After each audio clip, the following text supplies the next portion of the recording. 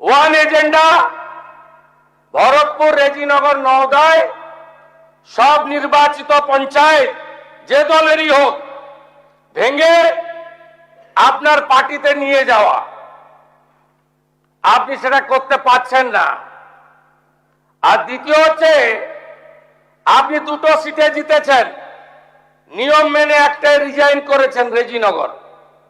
আগামী 2-3 মাসের মধ্যে উপনির্বাচন হবে, আপনি আপনার ছেলেকে জেতাতে চাইছেন।